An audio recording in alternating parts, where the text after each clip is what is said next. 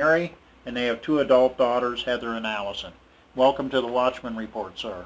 Thank you, Alan. It's a pleasure to be here. This is a fascinating book you wrote, and I want to begin with, I never realized this was in Ohio's first constitution, and I assume it is still there.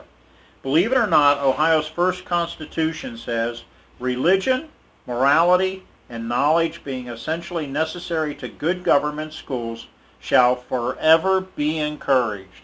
That's incredible. Isn't that amazing? Yeah. Yeah, and it still is in Ohio's Constitution. And in many other state constitutions. Absolutely. Wow. Most of them.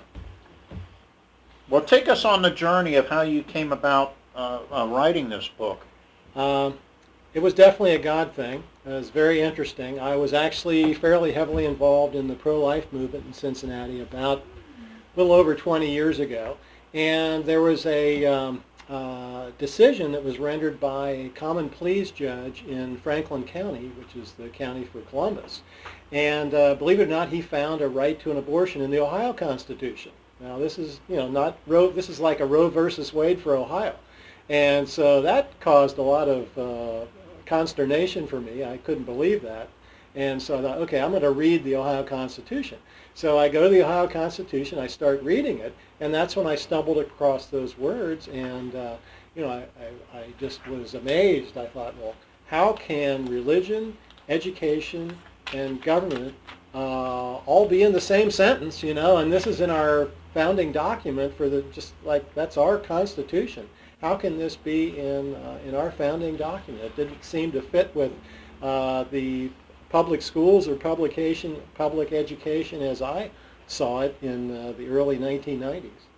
And you go on to say further on the next page, I found that those zealots felt that the teaching of religion and morality was far more important than any other school activity. Absolutely. It's very clear from their writings, and I've read the writings of many of them, and not just for Ohio, but for a number of states in the North, a number of in the Midwest, in New England, and even a couple states in the far West, California and Oregon, that these Christians, and they were mostly evangelical ministers, that started the public schools. What would they think was most important?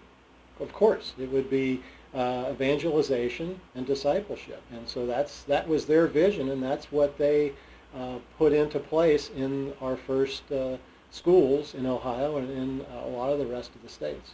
So another one of their goals or their aim was to create God-fearing, morally based citizens. Christian citizens. Christian citizens. And that was very important for them because they knew that democracy was a very fragile thing. Democracies had not lasted very long prior to the United States, and usually they crumbled from within, and typically there was a moral decline that brought this about. And there was also a very self-focused